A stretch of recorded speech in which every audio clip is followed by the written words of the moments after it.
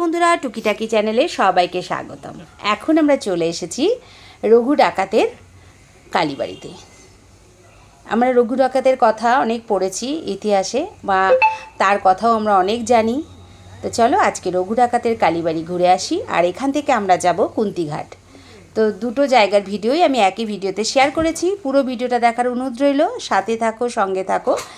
আমরা রঘু ডাকাতের কালীবাড়িতে কী কী দেখেছি, কুন্তিঘাটে কী কী দেখেছি, সমস্ত কিছু শেয়ার করলাম ভিডিওর মাধ্যমে। সাথে থাকো, সঙ্গে থাকো, ভিডিওটা স্কিপ করবে না।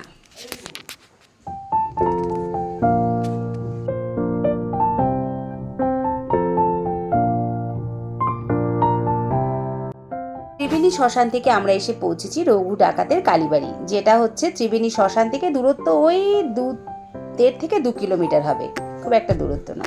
তা চলো আমরা এবার রঘু ডাকাতের কালীবাড়িটা একটু ঘুরে দেখি এবং এই রঘু ডাকাতের সম্বন্ধেও একটু জেনে নিই। বন্ধুরা, আজ আমরা এসে পৌঁছেছি ত্রিবেণীর এক রহস্যময় ও ঐতিহাসিক স্থানে, রঘু ডাকাতের কালীবাড়ি। কথিত আছে বাংলার কিংবদন্তি ডাকাত রঘু ডাকাত বড় কোনো অভিযানে যাওয়ার আগে নাকি মা কালীকে পুজো করে যেতেন এবং তার আশীর্বাদ নিয়ে যেতেন। তাই এই মন্দিরকে ঘিরে আজও রয়েছে বহু লোককথা, রহস্য আর ইতিহাসের ছোঁয়া। অনেকে বিশ্বাস করেন রঘু ডাকাত সাধারণত মানুষের উপর অত্যাচার করতেন না, সাধারণ মানুষের উপর। উনি করতেন অত্যাচার ধনী ও ইংরেজদের বিরুদ্ধে এবং গরিব মানুষের পাশেও থাকতেন। যদিও এসবের অনেকটাই লোককথার ওপর ভিত্তি করে প্রচলিত, তবু এই কাহিনীগুলো আজও মানুষের কৌতূহল বাড়িয়ে চলে। আর যেটা আমরা ইতিহাসে শুনেছি সেটা যদি সচক্ষে সেই জায়গাটা দেখি, কত আনন্দ লাগে বলো, তাই না? ত্রিবেণীর এই কালীবাড়িতে আজও বহু ভক্ত পুজো দিতে আসেন। এই কালীমা তাহলে রঘু ডাকাতের আমলে? যাক, মাকে দর্শন করে মনটা খুব শান্তি পেলাম, মনটা খুব আনন্দে, মানে কি বলবো, উচ্ছ্বলিত হয়ে গেল। এই মন্দিরের পরিবেশ শান্ত, নিরিবিলি এবং ভক্তিময়। ইতিহাসে লোককথা ও আধ্যাত্মিকতা এবং অন্যান্য মেলবন্ধন এই স্থানকে বিশেষ করে তুলেছে। আপনারা যারা ইতিহাস প্রেমী তারা হয়তো জানেন বা শুনেছেন বা পড়েছেন, কিংবা বাংলার ঐতিহ্য রহস্যময় স্থান ঘুরে দেখতেও ভালোবাসেন, তাহলে ত্রিবেণী রঘু ডাকাতের কালীবাড়িতে একবার ঘুরে আসুন, কথা দিচ্ছি ভালো লাগবে। আর এইখানে হতো রঘু ডাকাতের আমলে বলি প্রথা। তা এখনও দেখুন জায়গাটা কি সুন্দর ওরা ঘিরে রেখেছে। এইখানে নাকি নরবলি হতো, স্বয়ং এখানে মানে নরবলি দিতেন রঘু ডাকাত। তো চলুন এই ঠাকুমার মুখে আমরা একটু রঘু ডাকাতের নরবলি সম্বন্ধে একটু জেনে নিই। ঠাকুমাটি কি বলছে চলুন জেনে নিয়ে যাক।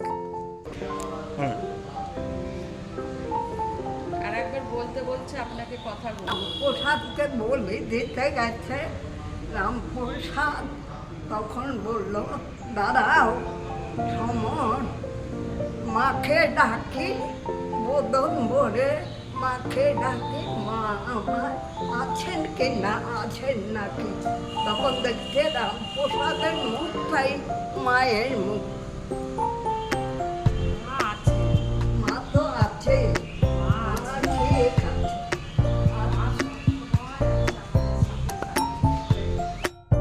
সুন্দর শান্ত নিরিবিলি মন্দিরটা, কি ভালো লাগছে না? আর ঠাকুমার মুখে শুনলে তোমরা কি বুঝতে পারলে বলো? আমি আরেকবার বলে দিচ্ছি যে কথিত আছে যে রঘু ডাকাত নাকি একবার হালিশহরে যে আছেন রামপ্রসাদ, হালিশহরে রামপ্রসাদের মন্দির আছে, আমরা সবাই জানি।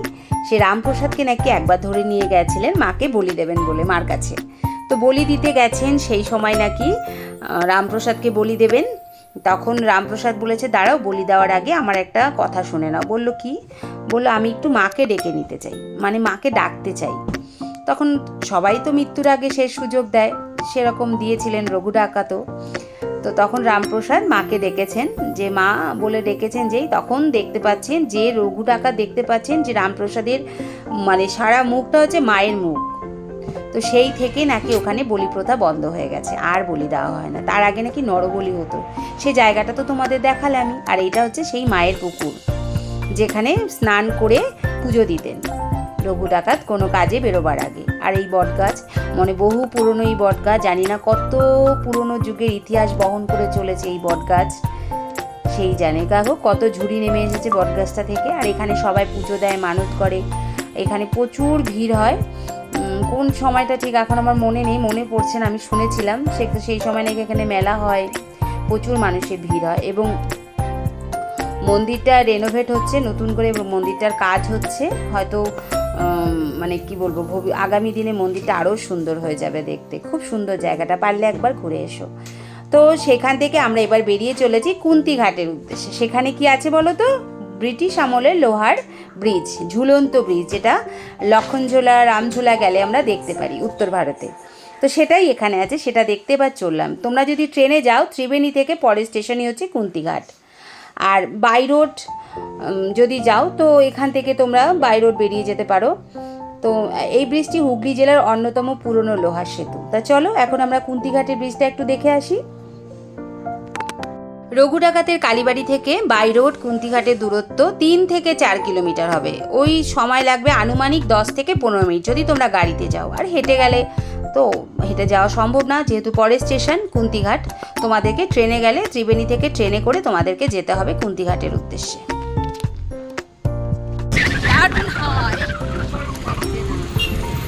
খুব সুন্দর হাওয়া।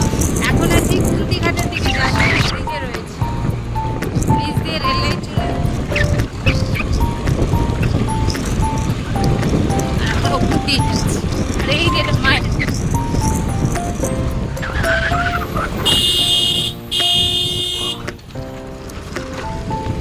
কুন্তিঘাটে ঢুকে গেছি এখন। এই কুন্তিঘাটের পথ দিয়ে চলছি।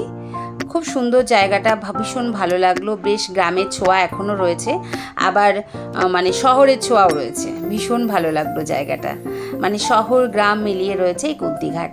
এর পরিবেশ, তারপরে চতুর্দিকে সবুজের সমাহার, দারুণ লাগছিল যেতে। যদিও আমরা বাইকে যাচ্ছিলাম, দারুণ হাওয়া লাগছিল, এত ভালো লাগছিল না। আজ তো প্রচণ্ড গরম পড়েছে, তবুও ভালো লাগছিল। আর এটা হচ্ছে কুন্তিঘাট রেল স্টেশনের রেল গেট, এটা পার হয়েই আমাদেরকে যেতে হবে। এরপরে বেশ দেখলাম রাস্তার দুধারে প্রচুর বাজার বসেছে, প্রচুর দোকান রয়েছে, এখানে একটা মন্দির রয়েছে, বেশ ভালো লাগছিল। কিন্তু আমাদের তো হাতে সময় কম, তাড়াতাড়ি ফিরতে হবে। এখন ঘড়ির কাঁটায় কটা বাজে? ওই 5টা, 5:30 বাজে। তো আমরা এখনই যাচ্ছিলাম কুন্তিঘাটের দিকে। কুন্তিঘাটে কিছুক্ষণ সময় কাটাবো। চলো কুন্তিঘাটে সেই ব্রিটিশ আমলের লোহার ব্রিজটা আমরা দেখে নিই। তো যেতে যেতে একটু গল্প করে নেওয়া যাক। আমরা তো এখন কুন্তিঘাটে পৌঁছে গেছি। তোমাদের বললাম আমরা কি দেখতে চলেছি, ঐতিহাসিক লোহার ব্রিজ। এই ব্রিজটি হুগলি জেলার অন্যতম পুরনো লোহার সেতু। স্থানীয়দের মতে ব্রিটিশ আমলে নির্মিত হয়েছিল, সেটা এখনও রয়েছে। ভাবা যায়, সে ব্রিটিশ আমলের ব্রিজ এখনও এবং ভালো রয়েছে, কোনো রকম তার কোনো ক্ষতি হয়নি কিছু। মানে প্রত্যেক দিন মানে দেখভাল করা হয় আর কি, প্রত্যেক বছর ওখানকার স্থানীয় মানুষদের কাছে আমি জানতে পারলাম। এটি ব্রিটিশ আমলে নির্মিত হয়েছিল, যদিও নির্মাণের সঠিক সাল এখনও কেউ বলতে পারছে না। মানে নির্ভরযোগ্য সরকারি তথ্য সহজলভ্য নয়। তবে সেতুটি বহু দশক ধরে এই অঞ্চলে মানুষের যাতায়াতের গুরুত্বপূর্ণ মাধ্যম হিসেবে কিন্তু পরিচিত। লোহার ট্র্যাস কাঠামো তৈরি এই সেতু। ওই দেখো, দেখা যাচ্ছে কুন্তিঘাটের সেই লোহার ব্রিজ। এটা কিন্তু লোহার ট্র্যাস ওর কাঠামোর উপর তৈরি। দুদিকে দেখেছো এরকম মানে কি বলবো, এটাকে কি বলে, সাপোর্ট দিয়ে রাখা হচ্ছে, যেমন আমরা উত্তর ভারতের লক্ষণঝোলা রামঝোলা গেলে দেখতে পাই, সেম। আর প্রচণ্ড আওয়াজ হচ্ছিল, আমি তো খুব ভয় পাচ্ছিলাম বাইকে করে যেতে ব্রিজের ওপরে। এটা মানে কি বলবো, সেই সময়কার প্রকৌশল দক্ষতার এক সুন্দর নিদর্শন। আজও মানুষ হেঁটে, সাইকেলে এবং ছোট যানবাহন নিয়ে, দেখলাম টোটো, অটো সবই যাচ্ছে এর উপর দিয়ে, বাইক। শুধু যাতায়াতের জন্য নয়, চারপাশে প্রাকৃতিক সৌন্দর্য উপভোগ করতে হলেও বহু মানুষ এখানে আসেন। সত্যি তাই। দেখো চতুর্দিকে, নিচে তো নদী চলে গেছে, কুন্তি নদী, আর তার পাশে চতুর্দিকে গাছপালা, সবুজ, মানে এত ভালো লাগছিল না, কি বলবো।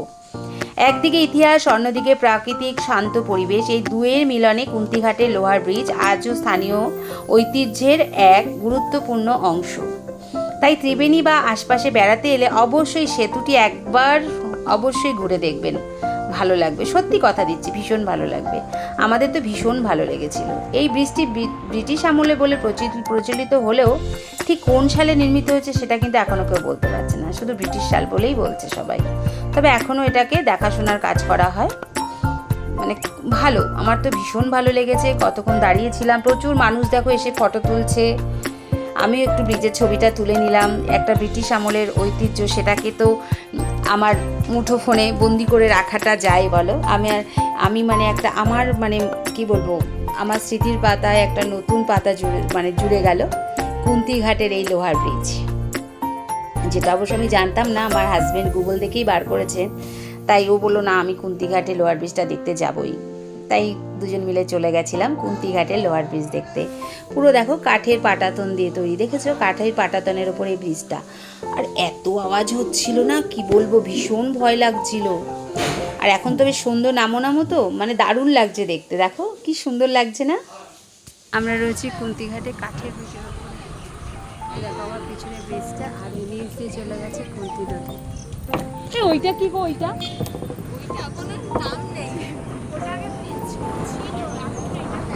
ওই ব্রিজটা ভেঙে আরে কি আওয়াজ, তোমাদের ভয় লাগে নাকি আমি পার হতে? কি নড়ছে মাগো।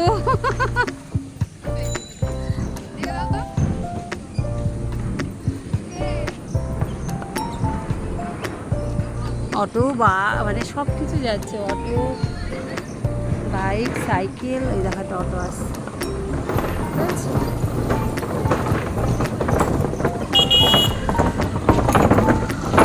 আমার তো ভয় করছে। কাঠের পাটাতনের উপর তৈরি, দেখেছো? আর এই লোহাগুলো তো সেই ব্রিটিশ আমলে। তা একজন বলছিলেন যে সেই আমলের লোহা এখনো কোনো মানে যে মরিচ পড়ে না মানে লোহার ওপরে, সেটা পড়েনি। আমরা যদি 2-3 বছর একটা ঘর বানাই, লোহার গেটগুলো দেখবে কেমন মানে মরচে পড়ে যায়, কিন্তু এটাতে এখনো পড়েনি। তাই বলছিল যে সেই আমলের লোহা কত ভালো ছিল, আর দুদিকে এরকম টানা দেওয়া ছিল। আর ব্রিজটা থেকে নেমে এসে এই যে এইখানে দেখো একটা চপের দোকান রয়েছে। আর এই আমাদের যে মানে কি বলবো বাহক, মানে আমার সেই মানে স্কুটি, যাকে নিয়ে আমরা বিভিন্ন জায়গায় ঘুরি এবং তোমাদের জন্য ভিডিও তুলে শেয়ার করি, তাকেও আজকে একটু শেয়ার করে দিলাম। আর যে নিয়ে যায় চালক, তাকেও একটু দেখিয়ে দিলাম। অবশ্য তাকে তো তোমরা দেখেছোই।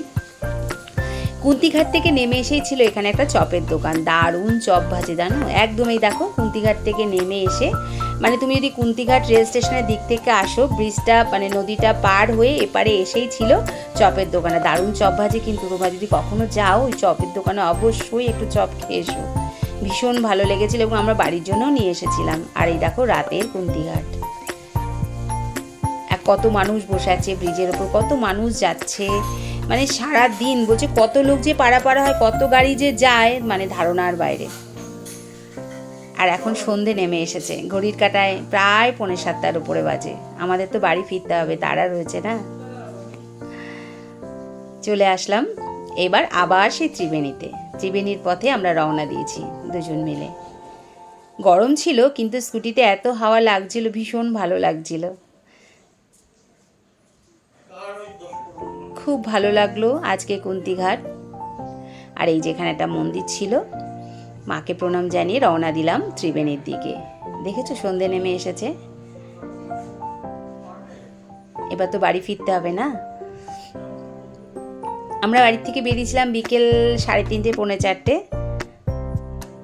খুব শর্ট ট্রিপে গেছিলাম, বেশ ভালো লাগলো, খুব ভালো লেগেছে। তোমরাও যদি কখনো মনে করো ত্রিবেণীতে গিয়ে ত্রিবেণী শ্মশান, ত্রিবেণীর তোমার কালী মন্দির, আবার কুন্তিঘাট, একদিনের ছোট ট্রিপ একটা করে নিতেই পারো। তারপর ওখান থেকে চলে এসেছিলাম, এখানে একটা মাজার আছে ত্রিবেণীতে, কিন্তু সেটা বন্ধ হয়ে গেছে বলে মাজারে আর যাইনি। গঙ্গার পাড়ে এসে একটুখানি দাঁড়ালাম, একটু গঙ্গার হাওয়া খেলাম, এত সুন্দর হাওয়া দিচ্ছিল না। দেখো এখানেও প্রচুর মানুষের ভিড়, সবাই গঙ্গার হাওয়া খাচ্ছে। আর এখন গঙ্গায় জোয়ার চলছিল, কেউ কেউ জল তুলছে। আমার কাছে কোনো পাত্র ছিল না বলে আমি জোয়ারের জল আর আনতে পারিনি। আর দেখো কত মানুষ এখানে এসে দাঁড়িয়ে আছে, ঠান্ডা মানে হাওয়া খাচ্ছে গরমে। গঙ্গার হাওয়ার স্বাদ তো আলাদাই, সেটা তো আর বলার মানে কিছু নেই, সবাই জানো। ভীষণ ভালো লাগলো। এখন তো রাত নেমে গেছে, তাই গঙ্গাটা অন্ধকার লাগছে, তবুও একটু ভিডিও তুলে রাখলাম। আর ওই দেখো আকাশে দেখা যাচ্ছে পূর্ণিমার চাঁদ। তো এবার বাড়ি ফেরার পালা। আজ এই পর্যন্তই। আমার ভিডিওটা তোমাদের যদি ভালো লেগে থাকে লাইক করবে, কমেন্ট করবে, শেয়ার করবে। যারা নতুন চ্যানেলটাকে অবশ্যই সাবস্ক্রাইব করবে। আর গঙ্গায় দেখো কি সুন্দর চাঁদের আলো পড়েছে, কি ভালো লাগছে না? আজ পূর্ণিমা যে, তাই জন্যই চাঁদের আলোটা এত সুন্দরভাবে পড়েছে। আর যারা নতুন চ্যানেলটাকে অবশ্যই সাবস্ক্রাইব করবে, আর সাবস্ক্রাইব করার সময় বেল আইকনটা অবশ্যই প্রেস করবে, তাহলে আমার নতুন নতুন ভিডিও নোটিফিকেশন তোমাদের সামনে চটজলদি পৌঁছে যাবে। সবাই ভালো থেকো, সুস্থ